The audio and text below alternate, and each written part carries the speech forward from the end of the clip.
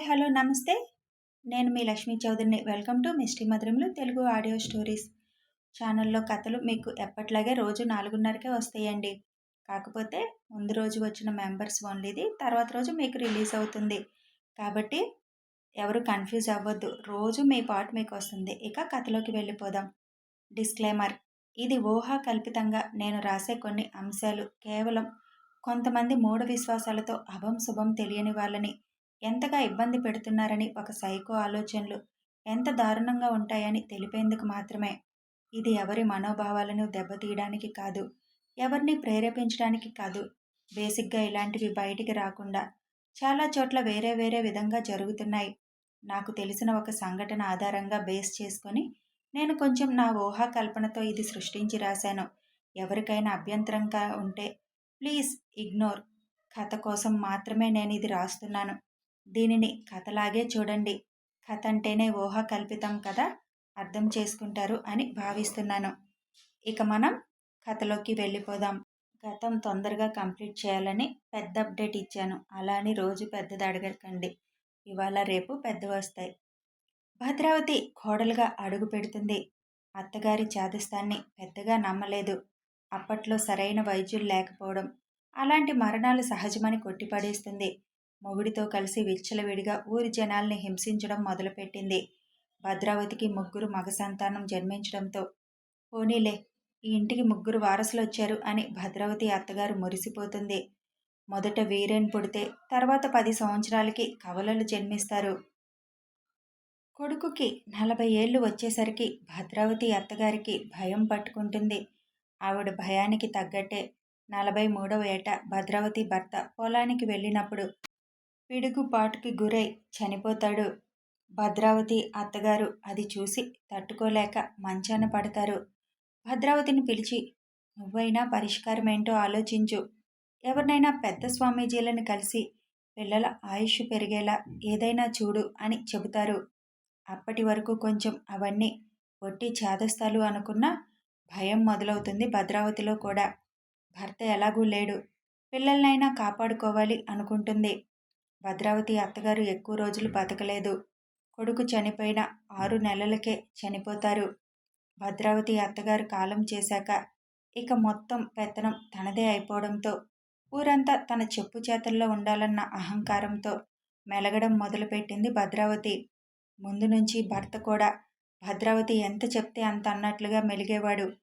ఇప్పుడు అతను కూడా లేకపోవడంతో మొత్తం చూసుకునే బాధ్యత తన మీదే పడడంతో ఇంకొంచెం మూర్ఖురాలిలా తయారవుతుంది భద్రావతి. చాలామంది స్వామీజీల చుట్టూ తిరిగి పరిష్కారం కోసం ప్రయత్నాలు మొదలు పెడుతుంది. తన బిడ్డలకి మరణం తొందరగా రాకూడదు అన్న ఆశతో. చిన్న వయసు నుంచే భద్రావతి కొడుకులకి అన్ని వ్యసనాలు అలవాటైపోతాయి. వీరేన్కి అయిన వాళ్ళల్లో పిల్లని డబ్బు ఆశ చూపించి ఎలాగో పెళ్లి చేస్తుంది. కానీ మిగిలిన ఇద్దరికి పిల్లనివ్వడానికి కూడా ఎవ్వరూ ముందుకు రాలేదు. వాళ్ళ అలవాట్లు బుద్ధులు తెలిసి వీరేన్కి సంతానం కలగదు. ఎన్ని హాస్పిటళ్ళకి తీసుకువెళ్ళినా ఇద్దరికీ ఏ ప్రాబ్లం లేదని చెప్తారు. కానీ పిల్లలు ఎందుకు పుట్టడం లేదో వాళ్ళకు కూడా అర్థం కాదు. ఎన్ని మందులు వాడినా కూడా పిల్లలు పుట్టలేదు వాళ్ళకి.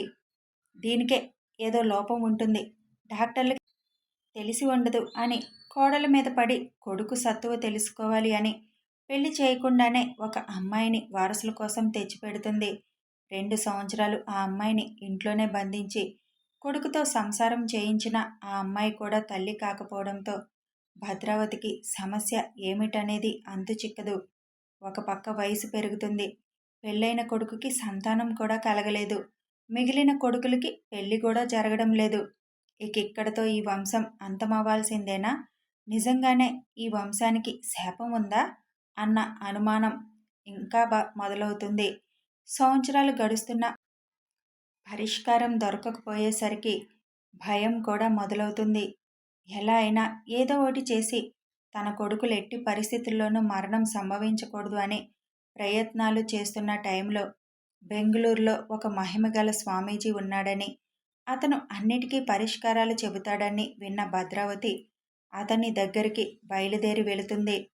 కర్ణాటకలోనే రిచెస్ట్ పర్సన్ అయిన మిస్టర్ ఎక్స్ అధీనంలో ఉన్న ఆశ్రమం అది. పైకి అది ఆశ్రమం. కానీ లోపల చాలా జరుగుతాయి అక్కడ. అప్పటికే తనకు కావలసిన వారి కోసం వెతుకులాట మొదలుపెట్టిన ఎక్స్ తను అనుకున్న వాళ్ళని సేకరించడం, తను అనుకున్న పని మొదలుపెట్టి చేయడం కూడా జరిగిపోతుంది. ఇంక ఒక్కరే తనకి కావాలి.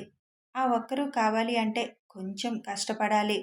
అతనికి మృగశిర నక్షత్రంలో, పుష్యమి నక్షత్రంలో, ఆరుద్ర నక్షత్రంలో పుట్టిన అమ్మాయిలు కావలసి వస్తారు తను అనుకున్నది చేయడానికి. మృగశిర, పుష్యమి నక్షత్రంలో పుట్టిన అమ్మాయిల్ని అప్పటికే సేకరించడం, తను అనుకున్నది పూర్తి చేయడం జరిగిపోతుంది. ఇక కావాల్సింది ఆరుద్ర నక్షత్రంలో పుట్టిన అమ్మాయి. మిగిలిన ఇద్దరు అమ్మాయిలు యవ్వన వయసులోకి రాకముందే అతని పనికి ఉపయోగపడతారు. కానీ ఆరుద్ర నక్షత్రంలో పుట్టిన అమ్మాయితో చాలా చేయాలి. పైగా వాళ్ళ అనుకున్న ఘడియలు రావాలి. తను అనుకున్నది జరగాలంటే ఆ అమ్మాయి మాత్రమే దొరికితే సరిపోదు. తర్వాత జరగవలసింది కూడా ఉంది. అందుకే చాలా జాగ్రత్తగా డీల్ చేయాలి అనుకుంటాడు. ఆశ్రమానికి వచ్చే భక్తుల్లో ఎవరో ఒకరు దొరుకుతారు అని ఎదురు చూస్తున్న ఎక్స్కి సంవత్సరం గడిచినా తాను అనుకున్న అమ్మాయి దొరకలేదు. పైగా అమ్మాయి దొరికితే సరిపోదు, తర్వాత జరగాల్సిన వాటిని ఎలా చేయాలి అన్న ఆలోచనలో పడతాడు ఎక్స్. ఆ సమయంలోనే భద్రావతి అక్కడికి రావడం, విషయం చెప్పడం జరుగుతుంది. అప్పుడు అక్కడే ఉన్న ఎక్స్ భద్రావతి చెప్పిన విషయాలన్నీ విని కన్నింగుగా నవ్వుకుంటూ, ఈవిడ బలహీనతని నేను వాడుకుంటే సరిపోతుంది. నేను అనుకున్నట్టుగా ఆ అమ్మాయి నా చెంతకి వస్తుంది అని అనుకుంటాడు. ఆ క్షణం అనుకున్నది తడువుగా స్వామీజీకి సైగ చేస్తాడు లోపలికి రమ్మని. అమ్మా, అమ్మవారిని నీ సమస్యకి పరిష్కారం కనుక్కొని వస్తానమ్మా అని లోపలికి వెళ్తాడు దొంగబాబా. ఎక్స్ అతనికి తను చెప్పినట్టు చెప్పమని ఏమి చెప్పాలో చెబుతాడు. అలాగే సార్ అని బయటికి వస్తాడు. అతను వచ్చిన 5 నిమిషాలకి ఎక్స్ కూడా అక్కడికి వచ్చి కూర్చోగానే, ఇతనికి కూడా ఆయుష్ సమస్యనే అమ్మా. చాలా డబ్బుంది, పలుకుబడి కూడా ఉంది. దేశ విదేశాల్లో మహామహులు కూడా తెలుసు. చాలా ప్రయత్నాలు చేశాడు కానీ ఎక్కడా పరిష్కారం దొరకలేదు. చివరికి నా దగ్గరికి ఒకరోజు అనుకోకుండా వచ్చి నేను చెప్పిన పరిష్కారం ఏమాత్రం అనుమానం పడకుండా చేశాడు. ఈ రోజున దీర్ఘాయుషుతో మీ ముందు కూర్చున్నాడు. నా మీద గౌరవంతో, ఈ ఆశ్రమం మీద ఇష్టంతో రోజు కాసేపు వచ్చి కూర్చొని వెళ్తాడు అని చెబుతాడు ఆ దొంగ బాబా. అవునా, నాకు కూడా పరిష్కారం చెప్పండి స్వామి. నీకెంత డబ్బు కావాలంటే అంత ఇస్తాను అని భద్రావతి అనేసరికి, డబ్బు ముఖ్యం కాదమ్మా, ప్రాణాలు ముఖ్యం కదా. నిన్ను చూస్తే చాలా జాలి వేస్తుంది. పరిష్కారం చెప్తాను కానీ మరి ఆ పరిష్కారం నువ్వు చేయగలవో లేదో అని అంటాడు స్వామీజీ. చేస్తాను స్వామి, ఎంత కష్టమైనా చేస్తాను అని భద్రావతి అనడంతో, ఆరుద్ర నక్షత్రంలో పుట్టిన అమ్మాయి ద్వారానే మీ సమస్యకి పరిష్కారం దొరుకుతుందని చెప్తాడు. ఆ నక్షత్రంతో పుట్టిన అమ్మాయి వల్ల మాకేం ఉపయోగం స్వామి అని అడుగుతుంది భద్రావతి.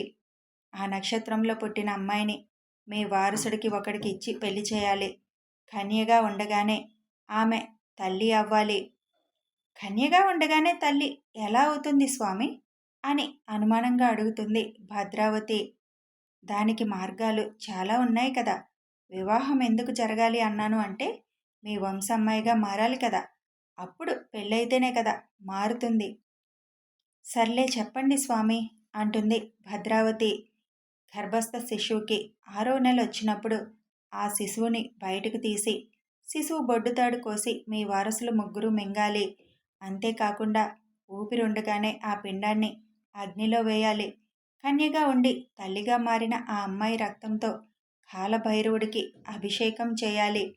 ఇదంతా కూడా ఆరుద్ర నక్షత్రంలో పుట్టిన అమ్మాయి 16వ ఏట కానీ 22వ ఏట కానీ ఆషాఢమాసంలో వచ్చే అమావాస్య గడిలల్లో చేయాలి.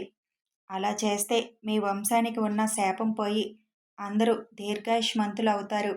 అంతేకాదు, అలా శిశుబలి ఇవ్వకపోతే మీ వంశంలో పిల్లలు పుట్టే అవకాశం లేదు. ఇక్కడితో అంతమే. నీ బిడ్డల్ని కాపాడడానికి ఏ మార్గం కూడా మిగలదు అని చెబుతాడు స్వామీజీ. ఆ రకంగా బలి కావాల్సింది ఎక్స్కి. కానీ ఇదంతా తను చేయాలి అంటే ఎంత సీక్రెట్గా చేసినా కూడా తను ఉన్న హోదాకి కొన్ని అడ్డంకులు ఉంటాయి. అంతేకాకుండా అంత ఓపిక కూడా అతనికి లేదు. అదే కాక ఆరుద్ర నక్షత్రంలో పుట్టిన అమ్మాయి ఎంత వెతికినా దొరకడం కొంచెం కష్టమే అయిపోయింది. గత సంవత్సరంగా వెతుకుతున్నా దొరకలేదు. ఈ సమయంలో తను వేరే పని మీద కూడా కాన్సంట్రేషన్ చేయాలి కాబట్టి భద్రావతి ద్వారా తన పని పూర్తి చేసుకోవాలి అనుకున్నాడు. కానీ మనకి ఎక్కడ తెలుస్తుంది స్వామి, ఆరుద్రలో పుట్టిన అమ్మాయి, అది కూడా ఆ వయసులోనే దొరకాలంటే కష్టం కదా అని అడుగుతుంది భద్రావతి. వెతికించాలి, నీ బిడ్డలు బతకాలంటే వెతికించాలి, లేదంటే కష్టం, ఎవరూ ఏమీ చేయలేరు అని గట్టిగా చెప్తాడు స్వామీజీ. మిమ్మల్ని చూస్తే నాకు చాలా జాలి వేస్తుంది. ప్రాణం ఎవరిదైనా ప్రాణమే కదా. నాకున్న పలుకుబడితో నేను కూడా వెతికిస్తాను. మీరేం కంగారు పడకండి. ఎందుకో మిమ్మల్ని చూడగానే నాకు చాలా ఆత్మీయులులాగా అనిపించారు అని అంటాడు మిస్టర్ ఎక్స్. మాస్క్ తోటే ఎప్పుడు ఉండే ఎక్స్ని చూసి, ధన్యవాదాలు, ఆ సాయం చేసి పుణ్యం కట్టుకోండి అని భద్రావతి అంటుంది. నీ ప్రయత్నాలు మీరు చేయండి, నేను నా ప్రయత్నాలు చేస్తాను అని భరోసా ఇచ్చినట్టుగా ఇస్తాడు ఎక్స్.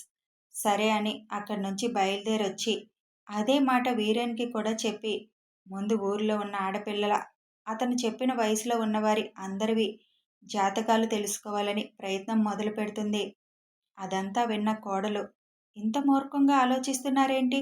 వాడెవడో డబ్బు కోసం చెప్తే వీళ్ళు నిజమే అనుకుంటున్నారు. ఏ ఆడపిల్లను బలి చేయాలనుకుంటున్నారు వీళ్ళు అని బాధగా అనుకుంటుంది. భద్రావతి ఎక్కడ కొంచెం అలసత్వం చూపిస్తుందో అని మిస్టర్ ఎక్స్ ఆమె కవల పిల్లల్లో పెద్దవాడికి తనే యాక్సిడెంట్ చేయిస్తాడు. పూర్తిగా కోమాలోకి వెళ్ళిపోయిన కొడుకుని చూసి తట్టుకోలేక బాధపడుతున్న భద్రావతి దగ్గరికి ఎక్స్ వస్తాడు. చూశారు కదా, శాపం మిమ్మల్ని వెంటాడుతుంది. ఒక కొడుకు ఆల్రెడీ కోమాలోకి వెళ్ళిపోయాడు. మీ పెద్దబ్బాయికి మీరు చెప్పిన వయసు దగ్గర పడిపోతుంది.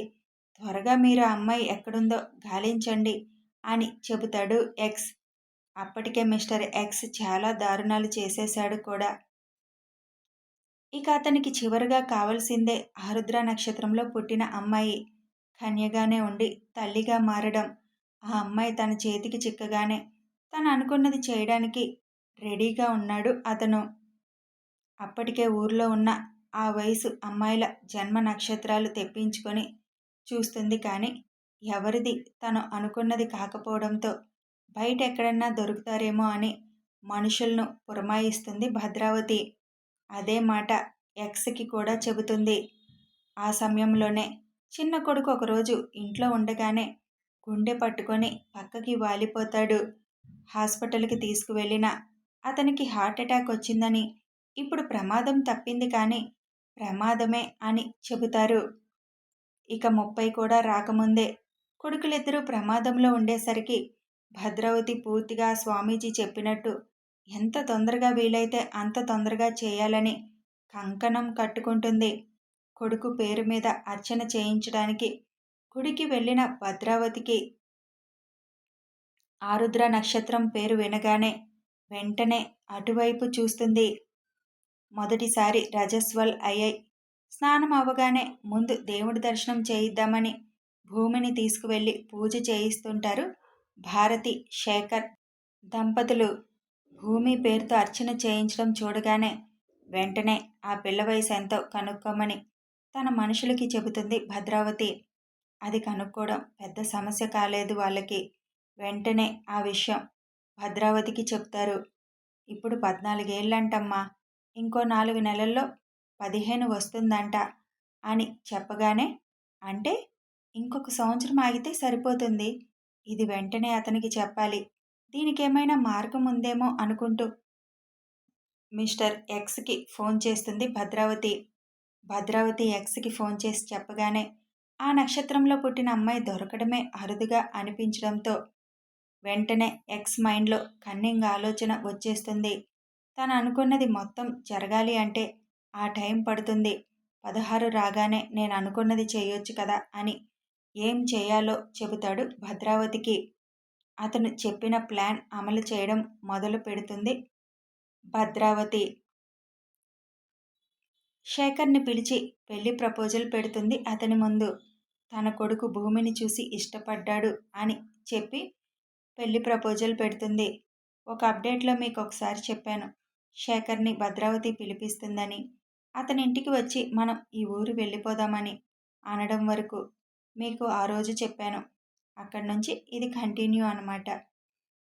పిల్ల చిన్నపిల్ల, అమ్మ ఇప్పుడు పెళ్ళేంటి, పైగా తనని చదివించాలి అనుకుంటున్నాం, ఇప్పుడు పెళ్లి చేయను అని చెబుతాడు శేఖర్. ఆవిడ మాట్లాడింది ఏమాత్రం నచ్చలేదు ఆయనకి. చాలా కోపం వస్తుంది శేఖర్కి. నీ పిల్ల చదువుకోవాలి అనుకుంటే ఇక్కడ కూడా ఉండి చదువుకోవచ్చు. ఇంత ఆస్తికి యజమాని అవుతుందంటే అంతకంటే ఇంకేం కావాలి. చూడు, నా కొడుకు నీ కూతుర్ని ఇష్టపడ్డాడు. ఒప్పుకుంటే పద్ధతిగా పెళ్లి జరుగుతుంది. లేదు అంటే మేమెలా తీసుకొచ్చి చేసుకోవాలో మాకు తెలుసు. మా గురించి తెలుసు కూడా. నువ్వు కాదు అంటే అవదు. ఇంటికి వెళ్ళి నీ భార్యతో కూడా చర్చించి రేపొచ్చి ఏ విషయం చెప్పు. ఈ పెళ్లి వల్ల నీ కూతురు సుఖపడుతుంది తప్ప ఏమీ కష్టపడదులే. ఇంటి నిండా పనివాళ్ళు, కాలు కదపవలసిన అవసరం లేదు. ఎంత చదువుకోవాలో అంత మా డబ్బుతో చదివిస్తాం. నీకెందుకు కష్టం? నీ కొడుకున్నాడు కదా, ఆ కొడుకుని బాగా పెంచుకో అంటుంది భద్రావతి. అలా చెబితే కొంచెం ఆలోచిస్తారని నిదానంగా చెబుతుంది భద్రావతి. అది కాదమ్మా అనేసరికి, మా సంగతి నీకు తెలుసు కదా, తెలిసి కూడా మా మాటకి ఎదురు చెప్పాలి అనుకోకు. నీ కూతురికి అదృష్టం పట్టింది అనుకొని సంతోషపడు. వెళ్ళు, రేపు మీ నిర్ణయం చెప్పాలి. మీరు సంతోషంగా మీ పిల్లను మాకు ఇవ్వాలని మేమనుకుంటున్నాం అని అంటుంది భద్రావతి. ఇంటికి వచ్చిన శేఖర్ గారు, మనం ఊరు వదిలి వెళ్ళిపోదాం అని అంటారు ఆ రాత్రి. ఎందుకండి, మనం ఎందుకు ఊరు వదిలి వెళ్ళిపోవాలి, అసలేం జరిగింది అని అడుగుతారు భారతి. ఆ భద్రావతి కన్ను మన అమ్మాయి మీద పడింది.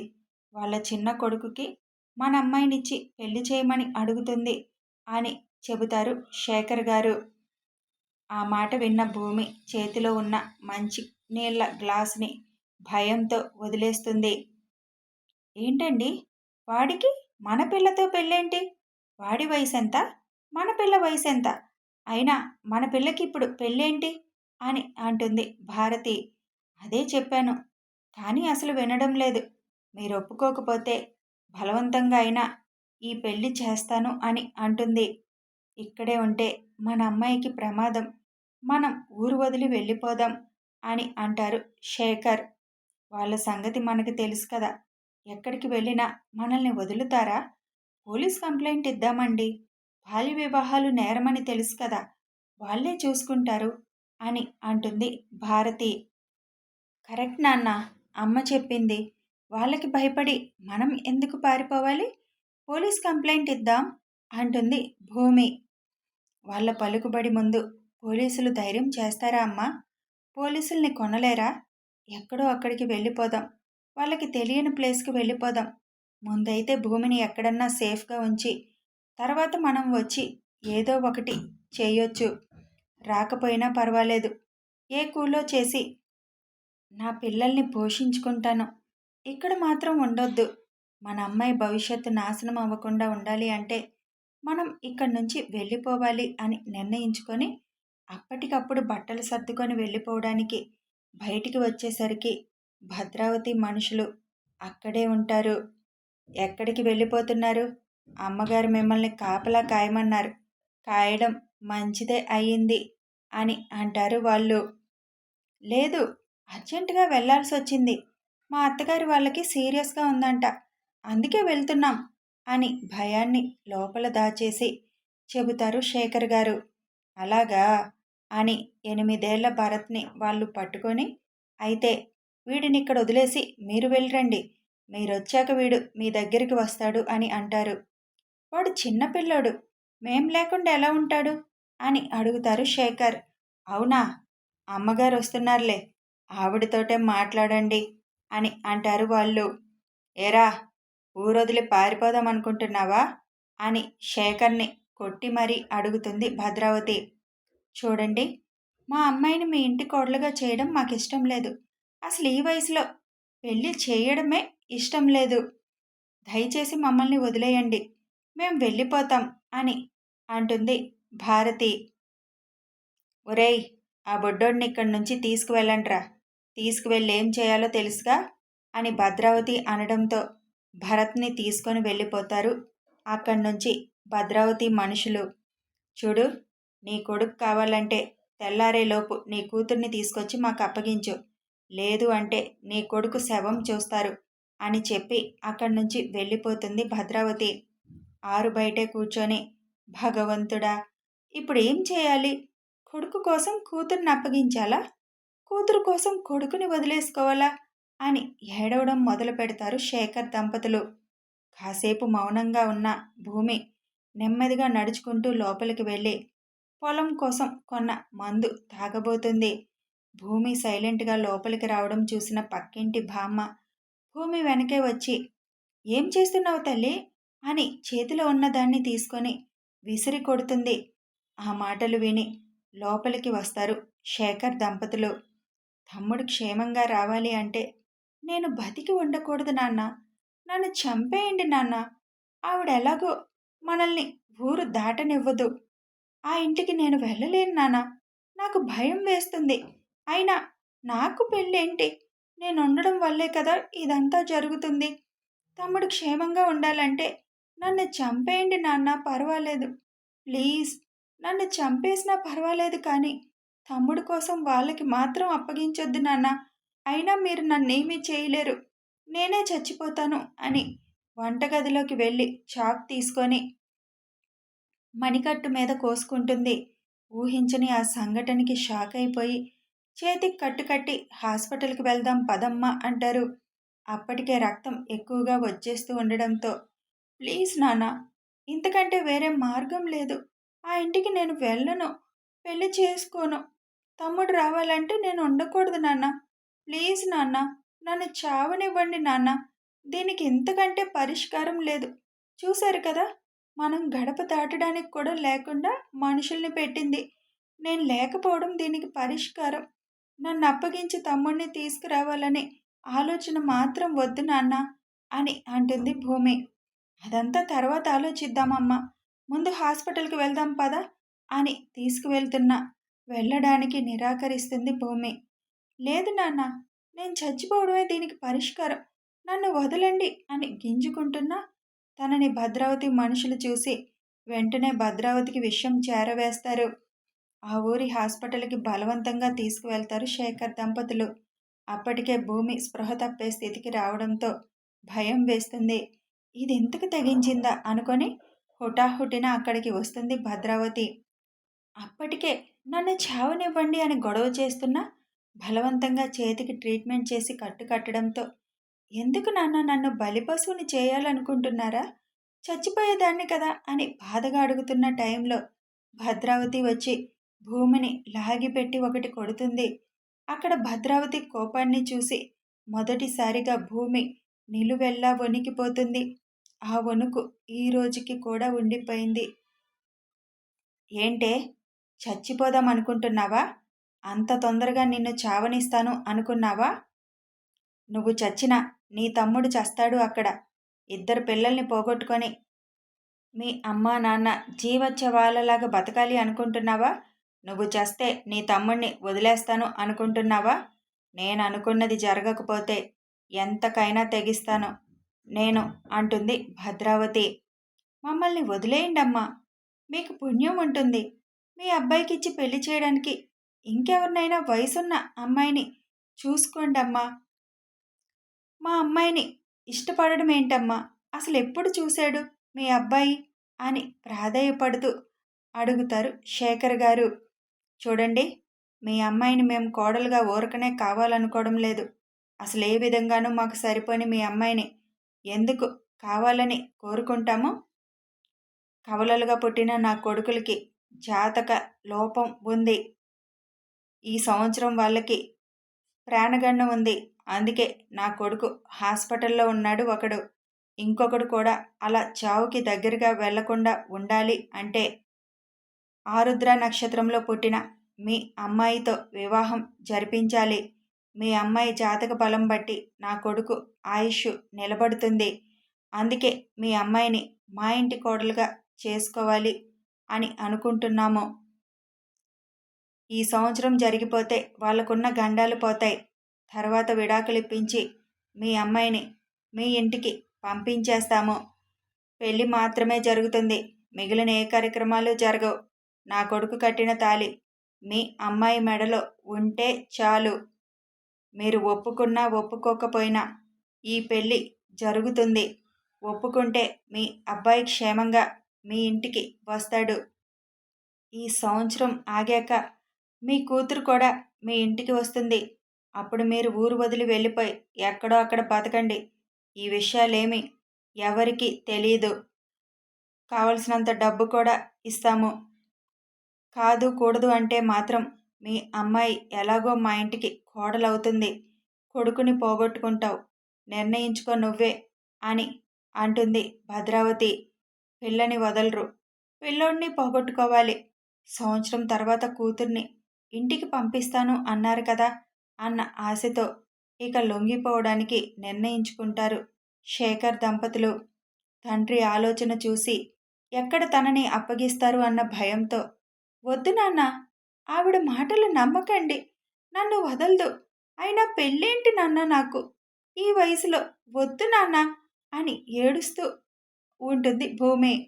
కూతురు వైపు బాధగా చూసి, మాకు మీ డబ్బేమీ అవసరం లేదమ్మా, మా అమ్మాయిని ఈ సంవత్సరం తర్వాత మళ్ళీ మాకు భద్రంగా అప్పగిస్తారు కదా అని అడుగుతారు ఇద్దరు. చెప్పానుగా అప్పగిస్తానని. నాకు నా కొడుకుల ప్రాణాలు ముఖ్యం. ఇష్టం లేని అమ్మాయిని మా ఇంట్లో ఉంచుకోవాల్సిన అవసరం కూడా మాకు లేదు. పైగా అంత చిన్నపిల్లని ఉంచుకున్న మాకు ఉపయోగం ఏముంది అని వాళ్ళని నమ్మపలికిస్తుంది భద్రావతి. ఇది కూడా ఎక్స్ ఆలోచన మాత్రమే. భరత్ని తీసుకొని భద్రావతి వెళ్ళిన వెంటనే ఎక్స్కి చెబుతుంది, బెదిరిస్తే వాళ్ళు బెదిరిపోరు, తెగిస్తారేమో. ఈసారి వాళ్ళు వినకపోతే ఇలా మాట్లాడు, కన్వీనియన్స్ అవుతారు అని ముందుగానే చెప్పడంతో అదే ఇక్కడ చెప్తుంది భద్రావతి. ఇంకా ఆలోచిస్తున్న వాళ్ళని ఇంకొంచెం భయపెట్టాలని బతిమిలాడుతుంటే నెత్తికెక్కుతున్నారుగా. కొడుకు చేస్తే అయినా వింటారా అని వీడియో కాల్ చేయించి కొడుకు పీక మీద కత్తి పెట్టించి చంపేయండిరా వాడిని అంటుంది భద్రావతి. వద్దు వద్దు, ఏం చేయొద్దు అని కంగారుగా అంటారు శేఖర్ దంపతులు. ఊరు దాటి వెళ్ళనివ్వరు.